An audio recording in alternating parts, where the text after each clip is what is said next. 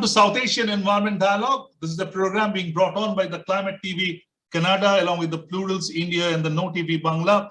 We've been discussing what is in store for Glasgow Summit, which is about 3 weeks from now, or about less than 3 weeks from now, and maybe a kind of a fortnight.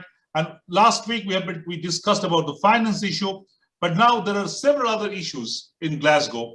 There is loss and damage. There is the geopolitical issue. So we are going to discuss for the next 35 minutes or time for this particular issues. And let me introduce the panel that I have with me. I have with me Manjit Dhakal, who is the head of least developed countries support team at the Climate Analytics Nepal. Welcome, Manjit, to the show. I have with me Ulka Kelkar, director of climate change issues in World Resources Institute, India. I have me Kavindu Ediweera, a delegate in the Youth for Climate Summit pre-COP just being held. I have with me Kashmala Kakakhel, from a climate finance expert, and as I said, the last episode, somebody who has been part of about more than 10 COPs and also part of the GCF process in Pakistan. Kashmala, welcome to the show. I have with me Mohammed Shamsuddoha, a very eminent climate expert from Bangladesh. Doha, welcome to the show. And that's the team we have. So let's not waste time. We have a lot of issues to discuss. Let's go start with Doha. Doha, last episode, we discussed the finance issues. But a very important, finance is important, no doubt about that. But along with the finance, there are other issues are equally important. For example, some of the issues which are not being talked around. For example, loss and damage. We have been seeing from the Doha, when the loss and damage issues came up, how the developed countries tried to put it in the back burner. And I really don't know how the loss and damage was made part of the adaptation structure. So, big Bangladesh now leading the Vulnerability Forum. What's your take on loss and damage getting prominence in Glasgow? Thank you. This is very critical concern and question from Bangladesh and also from other vulnerable countries. If we look back to the global negotiation under the UNFCCC, and we may agree that we spent quite a lot of time negotiating loss and damage, and there was high expectation from the civil societies and also the Paris Agreement. It's like that I will brush but without the toothpaste. It's just like I will be using the brush without the toothpaste. Without the toothpaste. And there was an expectation from the countries, from all of the countries and also civil societies, that we will get finances for compensating our loss and damages, or at least addressing loss and damages. But again, there is a concern from the developing countries that loss and damage should not be a separated things. Though this is separated under the Paris Agreement, but when it comes about finance, then they tie this to adaptation finance, and even they try to tie this to the humanitarian finance under the Sendai framework. So there is a huge debate right now, and also the other concern is that there is also campaign that when the countries are developing NAP, National Adaptation Plan, whether countries should include loss and damage in NAP, and also loss and damage in the NDCs. But my concern is that if we consider loss and damage beyond of adaptation, and if we consider loss and damage which cannot be adapted and which is not irreversible, then this should not be included under adaptation, and this should not be considered as adaptation fund. So demand from the civil societies, from the developing countries, and also from the states, that there should be standalone financing entity for addressing loss and damages, and whether it would be the name, maybe compensation or maybe offsetting loss and damage, but finance should be segregated, finance should be standalone. The other issues what we have lost over the years, and with discourse of loss and damage, this is displacement and migration. And you know that displacement and migration was included in Cancun Agreement, para 14F. Then again, we have integrated this displacement and migration discourse under the loss and damages. And the entire discussion on displacement and migration is lost now. So developed countries are trying to integrate displacement and migration under the UN, and platform on disaster displacement, and also under the everything together and deflecting from the main issue.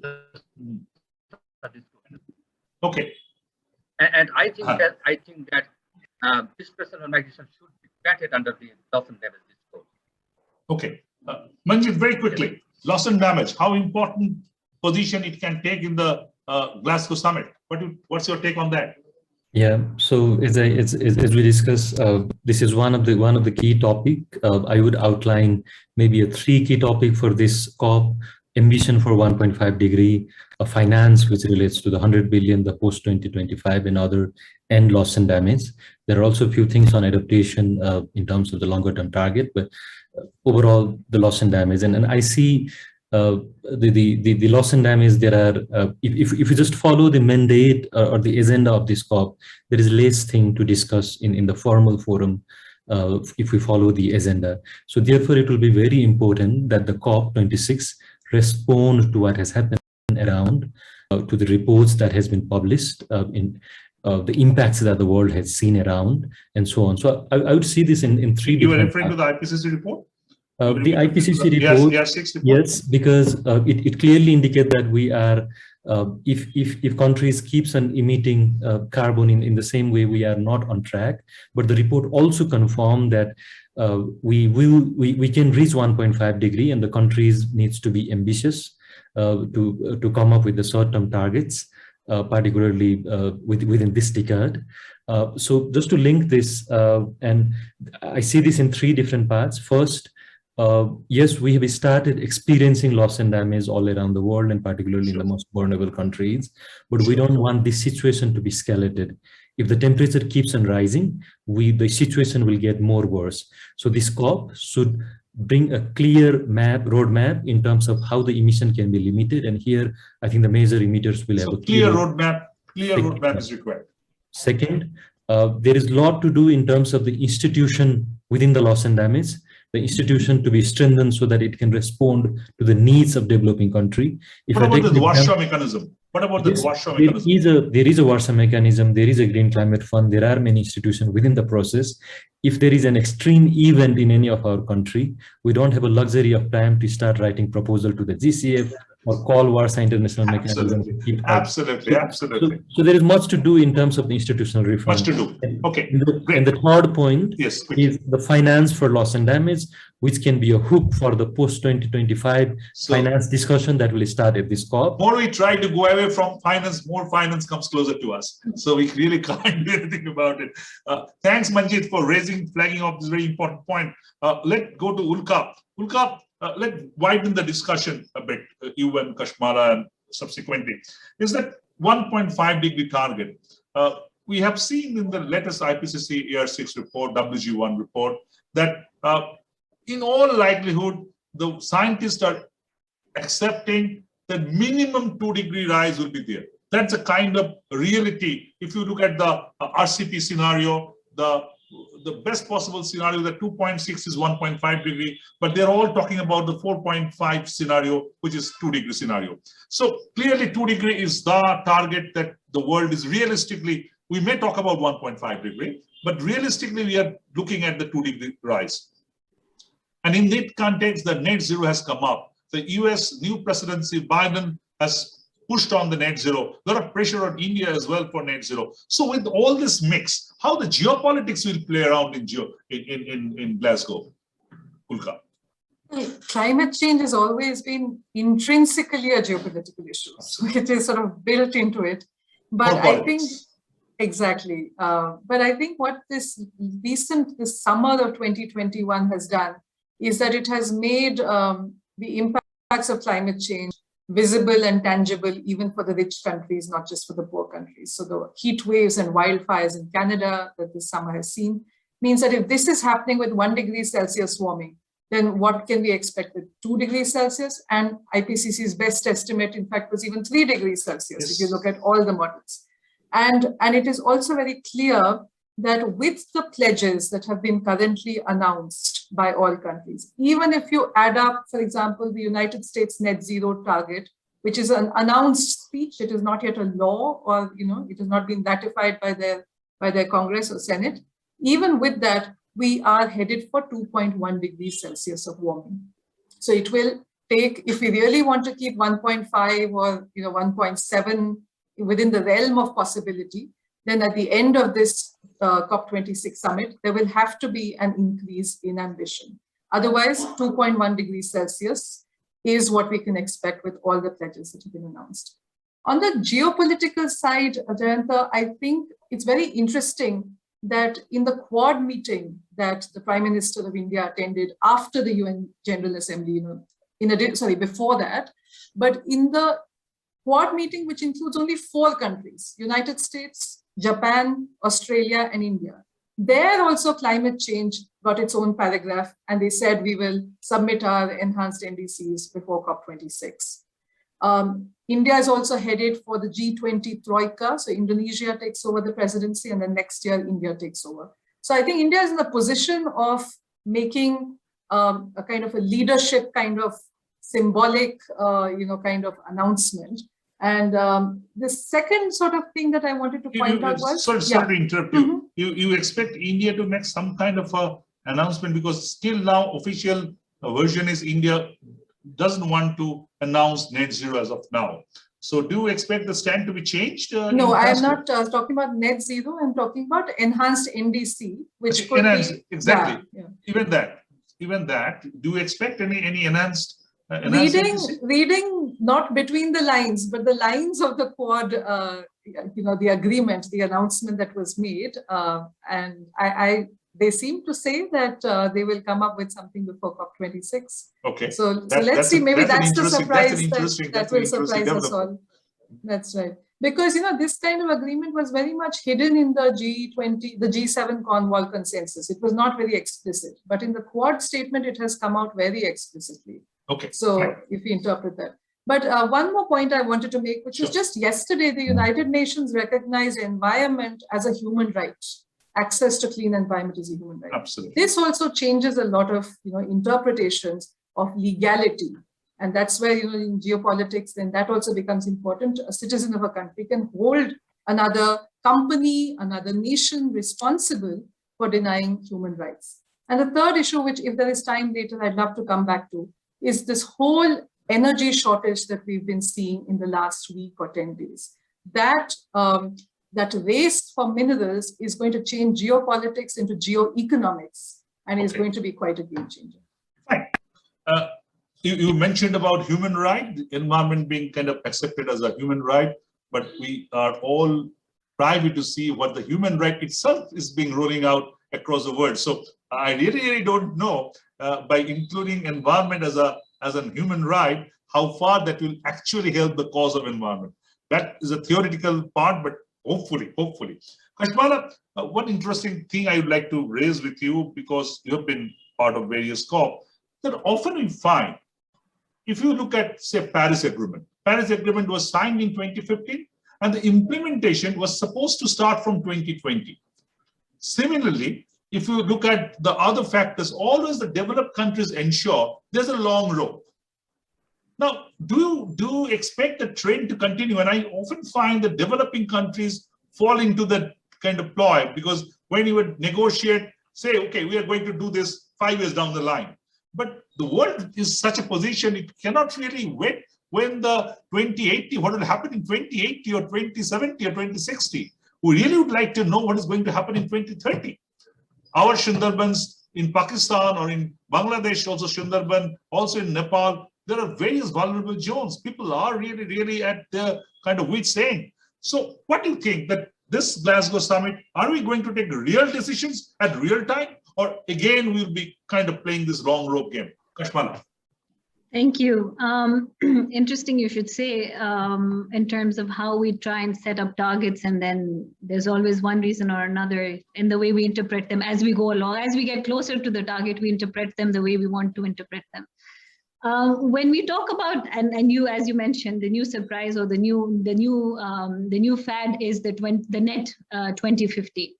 And they always say the devil is in the detail. When you talk about net, that means these developed countries still until 2050 are not talking about real reduction. We're still in the net area, right? Absolutely. We're still, even when we're talking 20 years down the line, 20, 30 years down the line, and there's this whole fad around, oh, let's talk about net 2050 emissions. and they're getting all the developing countries on the bandwagon, you sort of think and pause and say, wait a second, you're still 30 years down the line, you still want to talk about net emissions when you already have,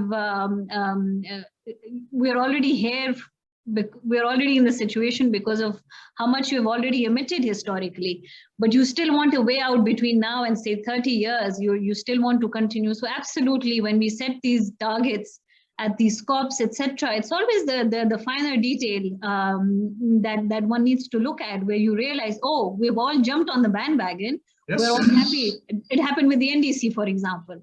So initially, it was just the developed countries were supposed to come up with their targets, all of that. Yes, that happened in the first half, the first decade of this century. But then suddenly, having to have with Paris, everything, all of us had to get down and commit to something or the other through the NDCs. And now you have the same thing coming up through the net zero conversation. And you realize, okay, you still want to talk about net as we go 30 years down the line. So I absolutely agree with you. But what we need to start talking about in terms of what has changed between the Paris. So like you said, when we sign these agreements, we give ourselves long timelines in order to implement them. So when Paris happened in 2015, the implementation was supposed to happen 2020. And things happen, not just the pandemic. There's a bunch of other things. Also the GST, the global stock take. You have given such a long time the next global stock take. So yes, that's really amazing, the long rope that you are giving. And that's my question, whether the trend will continue. Absolutely. You give long ropes, but you don't take the reality into consideration. For example, technology has absolutely changed dramatically when it comes to the renewables for the last 5 years since we signed the Paris Agreement. And now you have the IEA saying that in the right conditions, the solar energy is now one of the cheapest. So we can talk about finances, but then we can afford things much cheaper now than we could 5 years ago, right? So how is that not being considered into when we go into these negotiations? I mean, it is, yes, in a way it is, but how do we ensure that when we set up these long targets, say the global stock take, 5 years, etc., but developments are happening outside the UNFCCC. How do we ensure that these are actually considered when we go forward? Absolutely. I think I completely agree with you that the contention that you are making. I'm now going to kind of ask how your individual country you expect to act in Glasgow.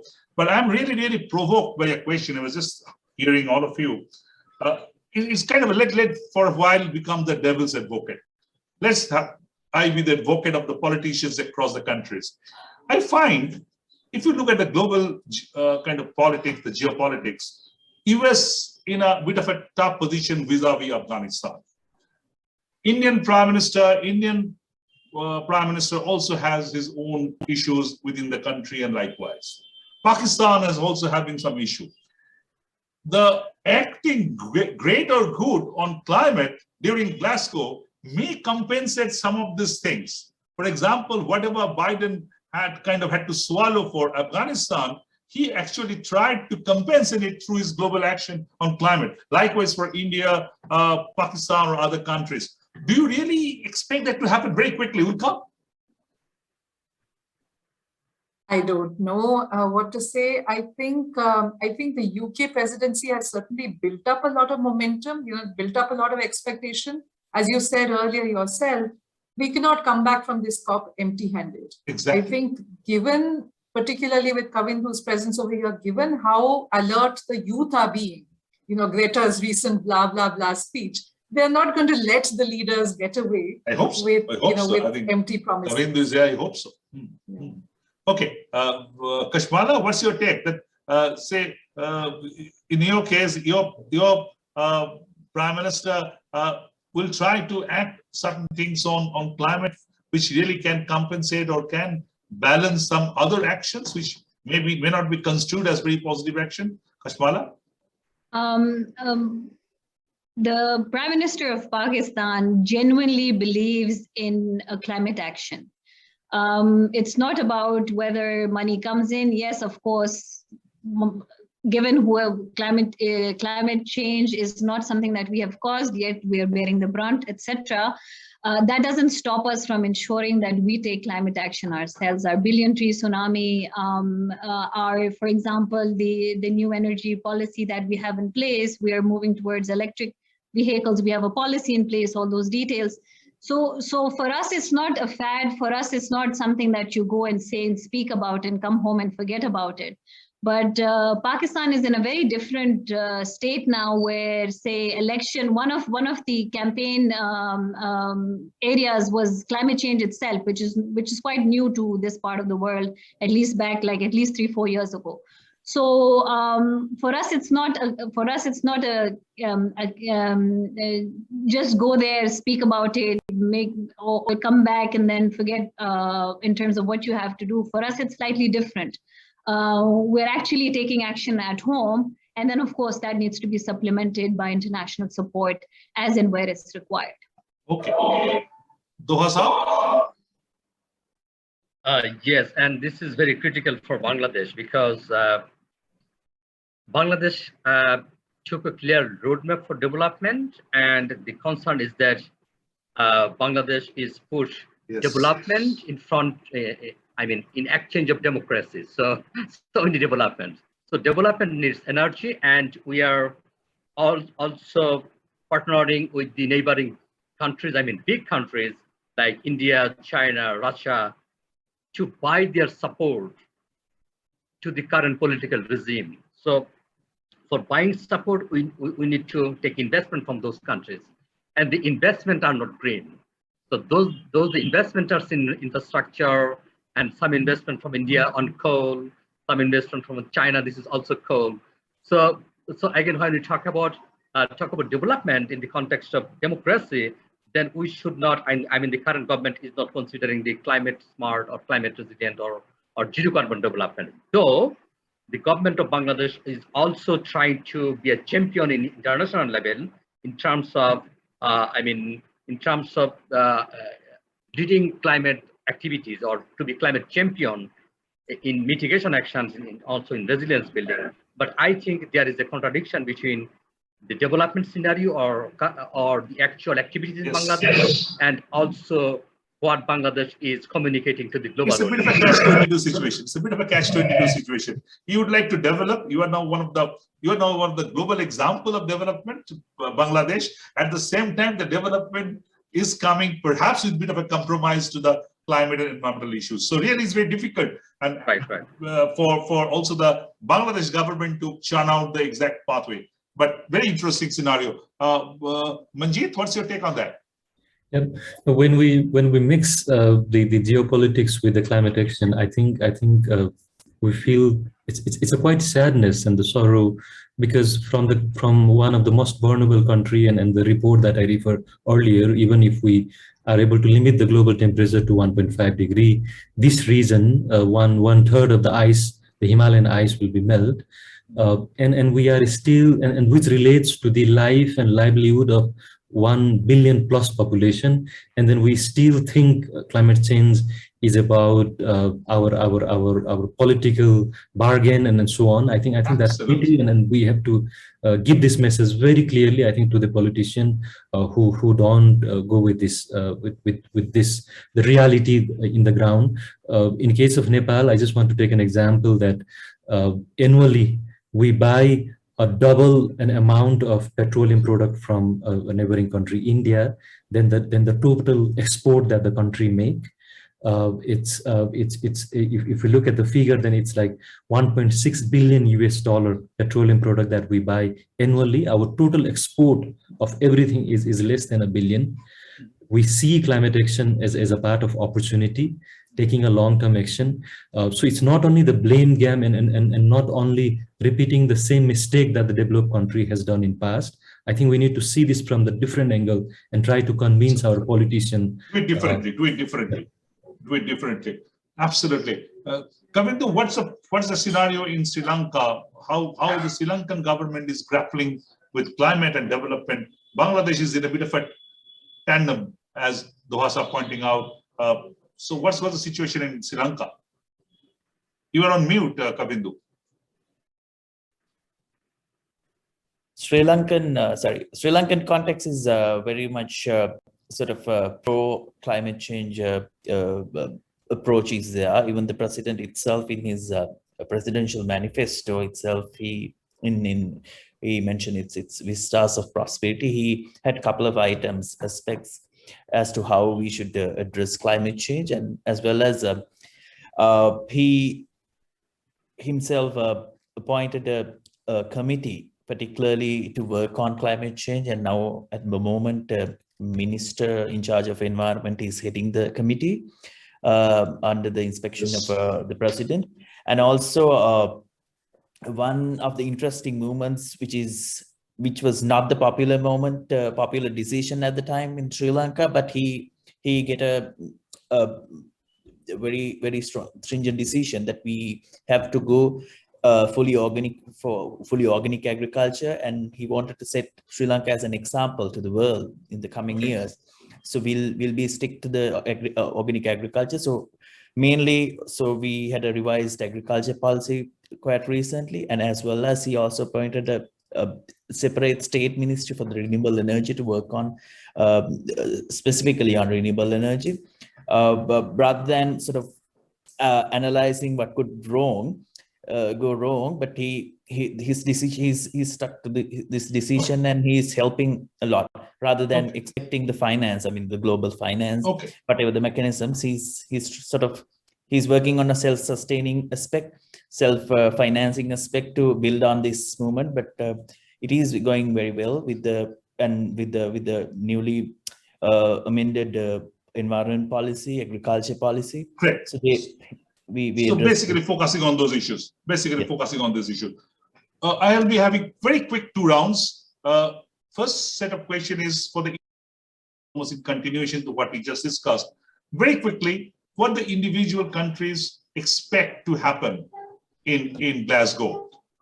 Let me start with Ulka again. Ulka, what India, according to you, expects to happen in Glasgow? Ulka.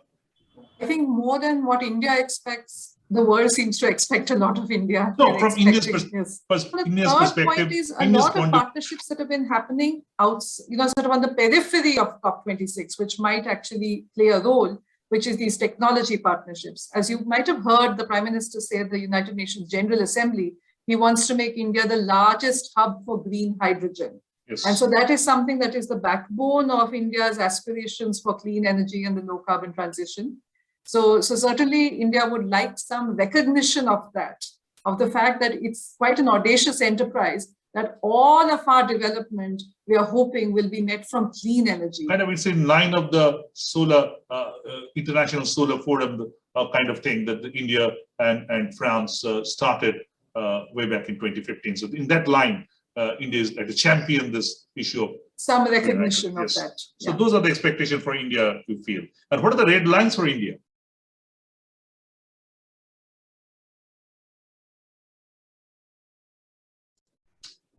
Deadlines for India is being pressurized on, net zero. Net zero, exactly. I mean, no country likes to be pressurized, right? I mean, especially since, I was there at COP6 and COP6.5 when George W. Bush withdrew from Kyoto Protocol.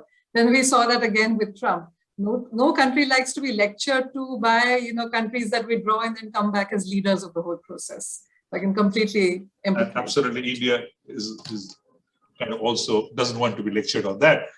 Kashmala, what's Pakistan wish list and red line? Very quickly, Kashmala. Just to make sure I don't waste time, what Ulka said is absolutely what we're looking towards as well, which is finance, closure on the market mechanism, etc. And definitely not being pressurized. As a developing country, we know we have to have the space to develop, etc. We have our economies to take care of in a post-pandemic world, etc. So pressure is not what is going to work. And we all know that, as someone said, reform is not really an event, it's a process, right? So going into these events, the pressure obviously is always very high, but coming from a developing country, we have to take it easy. We have to do it with much more maturity that we have gained over all these years to ensure that we get into agreements that suit our national circumstances as opposed to how we are being lectured on as not really love to lecture on. Absolutely. Manjit? Yeah, so on our side, we have done our part. We want the world to do their part. Nepal is the only country in the region who is categorized as almost sufficient in terms of the target, the NDC that Nepal has presented following the Climate Action Tracker report. So we have done our part. We want the world to do, and all the decisions taken in Glasgow should be in line with 1.5 degree. That relates to emission reduction, that relates to the finance decision, that relates to the loss and damage related decision, and so on. And I just want to correct the fact of the IPCC earlier. The IPCC doesn't say that the 1.5 degree cannot be achieved. It clearly also confirmed that if the country became ambitious and if they follow the science in terms of reduction of 45% by within this decade, 1.5 degree can be achieved, and we have done definitely. No. What I'm saying, I said that definitely IPCC scientists said that it's achievable, but at the same time, if you talk to the wide range of scientists, in all likelihood, it's difficult given the geopolitics, given the kind of scenario we have around us. So I'm not saying that 1.5 is not achievable. Definitely is desirable and achievable. We all want the 1.5, but actually it is practical to have it or not. That's the question. It's a different question. Yeah, it's a matter of survival, and it relates to the whole economy and everything that we do. Absolutely. And I think I agree with you. It's not only the country with the Himalaya like Nepal or Bhutan. I think it's the situation of the whole region that should understood this. And I think there are also some differences in the position. If Himalayas gets affected, gets affected, none of the countries will remain a kind of aloof from that. So we all have to accept that. Dua Sahab, Bangladesh, what's the wish list, and if any, there is any red line? Oh, thank you. I think there are three key issues from Bangladesh at COP26. One is putting pressure to the developed countries for more emission reduction aligned to 1.5 degrees centigrade, and also not to put burden to the LDCs and other developing countries for emission reduction, because as Kashmala mentioned, that we also have the space for development.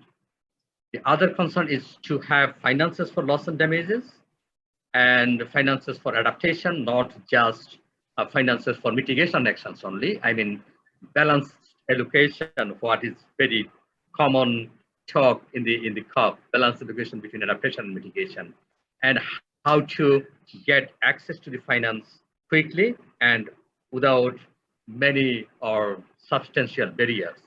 The other concern is how to integrate the demand of displacement and migration in the COP negotiation. Absolutely. Kavindu, please unmute yourself. Kavindu, what's Sri Lanka's wish list in Glasgow?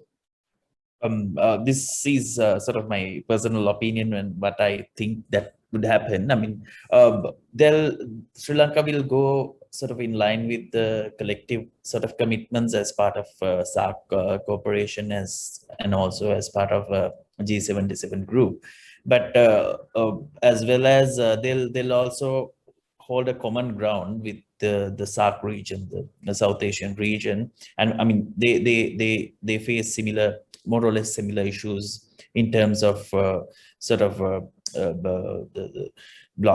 in terms of loss and damage or vulnerability aspects, risk aspects. They'll have the stance. They'll maintain a stance along with the other South Asian countries. They'll also focus on the adaptation measures as well. This is my personal opinion from what I gather from okay. No problem. Finally, I have heard the kind of various South Asian countries, aspirations and also the red lines. And very interestingly, I think you must have noticed as well, despite the geopolitical differences that we have in this South Asia, all the countries almost have similar kind of aspirations. And that triggers my next question.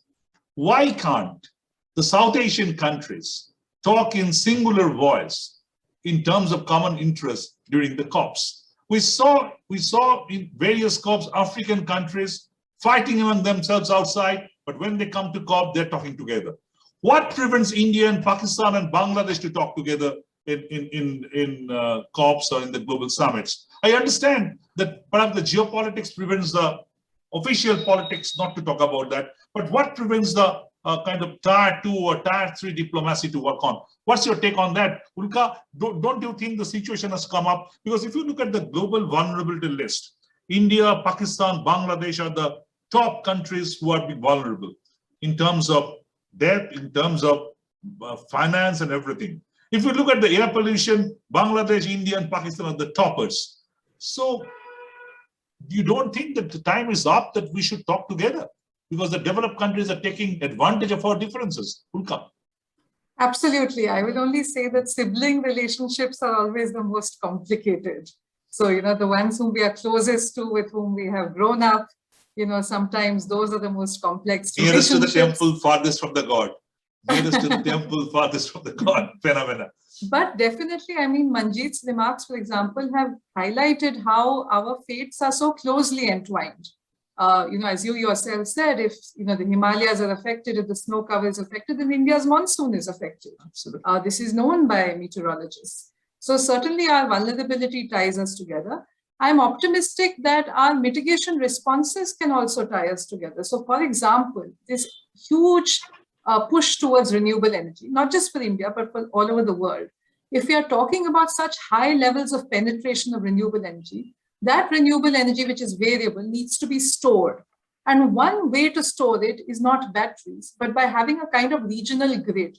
So for example, given the time differences, between Afghanistan, Pakistan, India, and then Bangladesh and this region, that is possible to do, demand management for electricity and balance this difference between demand and supply. Very interesting. So actually, regional grid you are talking about. So there are other kinds of commercial possibilities as well as we get into these new green businesses like electric mobility. So I would say that where simply altruism may not work, commercial interests might actually work. So, so you're absolutely right. If we see this as a combined, as a joint green future for our region, which will be a source of new jobs, more prosperity, as Doha Sahab has also identified, I think there is no reason why we cannot work together, whether in the COP or outside the COP. Absolutely, absolutely. But COP is a signature event where you can actually put this up in front of the global community. Kashmala, what's your take on that? Absolutely. Just building up on what Ulka said, there's just two parts to it. One is if countries come together and speak with the same voice in a negotiation form at the COP, within these UNFCCC negotiations, majority, there is strength in majority, absolutely. So that's one. And the second is in terms of how you can benefit from economies of scale if you start looking for solutions together. So there's a lot of potential both inside the COP in terms of how you negotiate and outside the COP in terms of how you benefit from those policies that you have set in place if you are to work together. So it's only something that should be waiting to happen. Absolutely, waiting to happen. Doha Saab, what's your take? Okay, thank you. I think Manjit could explain better than me because he is very close to the negotiation. After you. But when I refer to the negotiation, the interest of the Bangladesh and also other LDCs are different than the interests of India and other advanced developing countries. So it's a concern and cause of mistrust between Bangladesh and India and also Pakistan. This is one thing. Another thing is that we have very excellent regional initiative previously and also recent time. If we refer SAARC, SAARC declared a charter on climate change few years back, and also SAARC countries implemented a regional summit. It's called Regional Summit of Living Himalayas, how to protect the Himalayan range and Himalayan ecosystem. And also during this COVID time, the SAARC countries also established a fund for addressing COVID, with shared responsibility. But problem is that the progress of those initiatives is not that smooth and professional. Again, I consider coordination, gap of coordination among countries and also mistrust. But I think the civil societies also could play a potential role to pursue or to create pressure to the national government so that the national government can progress the initiative so far they have taken. That's what I was talking about, the kind of a tier 2, tier 3 diplomacy that can put pressure on the respective governments to kind of work together on mutual interest and come up something which is important for the millions living in all these countries. I think very well said. Manjit. Yeah, interesting question. I wish the countries would have been working together. I hope they will be somewhere. We need to see the reality. The 8 countries in the region belongs to the different negotiating group. Pakistan. Sorry to interrupt you. That's my question is that if you look at the African model, they are part of various groups, but there's also a regional group. There's also a geographical group. But in South Asia, we don't have a regional group. That's my question is, India can part of basic, other countries may part of G77 and likewise, but there can be a regional South Asian group, which the Africa group is there. Why can't be a South Asia group there? That's my question is. Okay, so if I just take an example of maybe one of the topic in the negotiation, 1.5 degree, the countries were in different position when we agreed this in Paris. India had a very different position. India was not favoring this. If we see the context of Maldives, Bangladesh, and Nepal, we cannot go like that. 1.5 degree is not a topic for negotiation for us. It is a matter for survival, and that's where we come from. I think the India, one of the country in the region, if we look at the current emission, it is one in the top list, whether the other countries are listed as one of the most vulnerable countries. So I think there are such differences as well. We also need an institution. There is SAARC. SAARC was accredited in COP16, 2011 in Cancun, made a statement. Nepal was the chair during that time. But it's not only related to the climate change. We don't have a active functional regional secretariat working on this issue, and I agree with Doha. I think there is a lot that can be done from the civil society, which we need to work further. As I said earlier, there are countries in the region who belong to small island countries who see the negotiation, the topics being negotiated in the negotiation from a different perspective. There are 4 countries in the region who belong to LDCs. There are 3 countries in the region who belong to LMDCs. And I don't need to answer this. If you just look at the position that these 3 groups bring in the negotiation, there is a huge differences. But I agree. I think what has been said here, there are a lot of opportunities if we can work together. And just agreeing what Ulka has said earlier in terms of the regional energy initiatives, we share water, and it's not only in terms of the energy, but also whenever there is impact, the impact are not limited within the political border. It goes beyond any kind of floods. Climate change doesn't know the political border.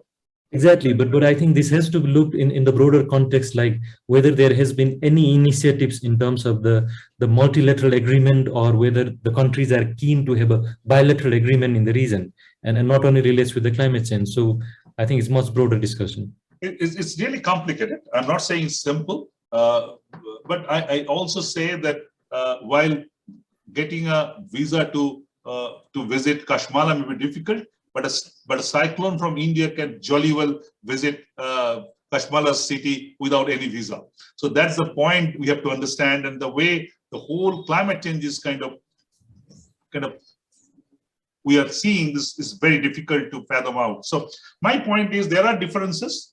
We have to acknowledge the differences. We have to acknowledge, say India is a vast country. When we say that India is having a lot of emission, yes, India has a lot of gross emission, but when you see the per capita emission, India is very low in the run. So there are issues in both sides, but at the same time, we need to recognize each other's point of view and coming up something regionally, because South Asia as a region is extremely vulnerable to climate change. If you look at the German Watch report of vulnerability, the climate vulnerability index, India, Pakistan, Nepal, Bangladesh are all in the top list. So there is, also Sri Lanka is also there. So definitely there is every reason to talk together, find out the differences, admire and acknowledge the differences that we have, but also accept that what we are common.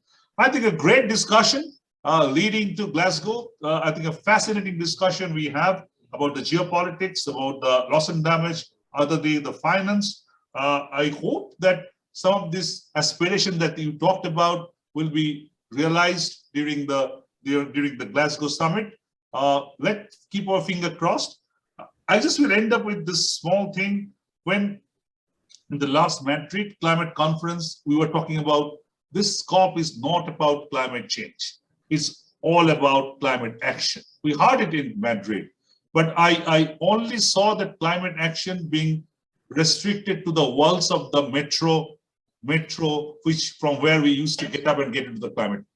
When the moment you come up outside the metro, there's no climate action. All climate action are being written in the metro wall that started and ended with that. I hope that Glasgow will not repeat that. There'll be real action on real time, not the long rope that Kashmala was talking about, Ulka was talking about. Finance, yes, very key.